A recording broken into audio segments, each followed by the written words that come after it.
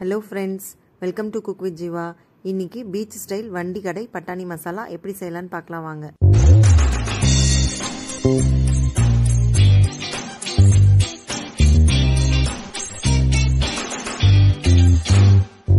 பச்சை பட்டாணிங்க 8 மணி நேரமா ஊற வச்சு நல்லா கழுவி எடுத்து வச்சிருக்கேங்க. இதை நம்ம குக்கர்ல போட்டு ஒரு 5-6 விசில் விட்டு வேக வச்சு எடுத்துக்கலாம். இப்போ குக்கர்ல பட்டாணி முழுகிற அளவுக்கு தண்ணி வச்சிருக்கேங்க. நம்ம பட்டாணி சேர்த்துக்கலாம்.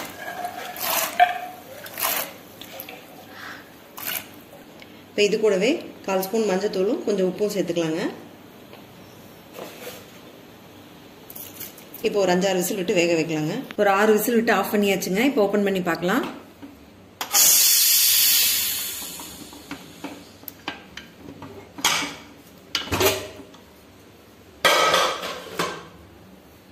பாருங்க பட்டாணி நல்லா வெந்துருச்சு. பாருங்க இந்த மாதிரி நல்லா வெந்துருச்சு. இப்போ இதை வேற ஒரு பவுலுக்கு மாற்றிக்கலாம். ஒரு பெரிய வெங்காயங்க, ஒரு பெரிய தக்காளி, 2 பச்சை மிளகாய், 10 பல் பூண்டு, ஒரு சின்ன துண்டு இஞ்சிங்க. இந்த 5 பொருட்களையும் நம்ம இப்போ நைஸ் பேஸ்ட்டாக அரைச்சிக்கலாம். இப்போ இதை நல்லா நைஸ் பேஸ்ட்டாக அரைச்சிட்டு வந்தாச்சுங்க. இப்போ கடாயில் 2 ஸ்பூன் எண்ணெய் ஊற்றிருக்குங்க. இந்த பேஸ்ட்டை நம்ம இதில் சேர்த்துக்கலாங்க. இது இப்படியே ஒரு 2 நிமிஷம் எண்ணெயிலேயே நல்லா வேகட்டுங்க. இதுக்கு ஒரு 1/4 டம்ளர் தண்ணி சேர்த்து அந்த மசாலா மிக்சியெல்லாம் நல்லா கழுவி அதை ஊற்றிடலாங்க. இப்போ நல்லா கொதிச்சு வரட்டுங்க. இந்த பச்சை வாசனையெல்லாம் போகணும், நல்லா வேகட்டும். இப்போ மசாலா நல்லா கொதிக்குதுங்க. அதில் இப்போ 1/4 ஸ்பூன் மஞ்சள்தூள், உப்பு தேவையான அளவு, மல்லித்தூள் 1 ஸ்பூன், சீரகத்தூள் 1/4 ஸ்பூன், மிளகாய்த்தூள் 1/2 ஸ்பூன். இந்த மசாலாலாம் இதில் சேர்த்துக்கலாங்க. பட்டாணியில் ஆல்ரெடி உப்பு போட்டிருக்குங்க. இந்த கிரேவிக்கு தகுந்த உப்பு மட்டும் இதில் நம்ம சேர்த்துனா போதும்.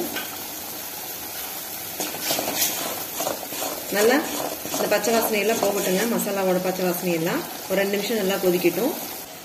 அதுக்குள்ளே நம்ம வேக வச்ச பட்டாணி இருக்கு இல்லைங்களா, அது லேசாக இப்படி கரண்டி வச்சு நம்ம இதையெல்லாம் மசிச்சு விட்டுக்கலாங்க.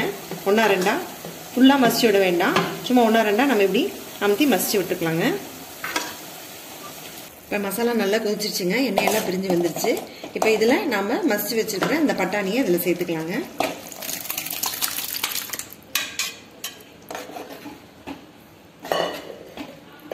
இது ஒரு 2 நிமிஷம் நல்லா கொதிக்கட்டுங்க. ஏன்னா இந்த பட்டாணியில் இந்த மசாலாலாம் நல்லா ஏறணும்.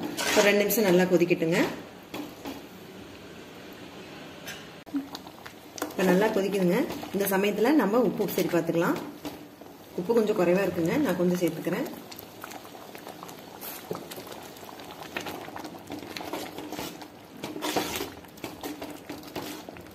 அவ்வளோதாங்க. இன்னொரு 2 நிமிஷம் கொதிச்சா ரெடிங்க. அவ்வளோதாங்க, வண்டி கடை பட்டாணி மசாலா ரெடி ஆயிடுச்சுங்க. இது ஆறுனா கொஞ்சம் இறுகிரும். நாம் இப்போ ஆஃப் பண்ணிக்கலாம். கொஞ்சமாக மல்லித்தலை தூவிக்கலாம். நம்ம இறக்கிறதுக்கு முன்னாடி ஒரு 1/4 ஸ்பூன் கரம் மசாலா நம்ம அப்படியே தூவிட்டு இறக்கிடலாங்க. இது ஒரு ஃப்ளேவருக்காகங்க, மனம் நல்லா இருக்கும். அதனால தான் கடைசியாக சேர்த்துறது.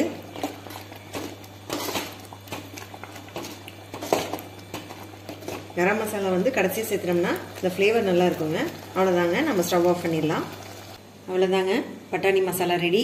இதே போல் நீங்கள் செஞ்சு சாப்பிட்டு பார்த்துட்டு எப்படி இருக்குன்னு சொல்லிட்டு கமெண்ட் பண்ணுங்கள். நம்ம சேனலை லைக் பண்ணுங்கள், ஷேர் பண்ணுங்கள், மறக்காமல் சப்ஸ்கிரைப் பண்ணுங்கள்.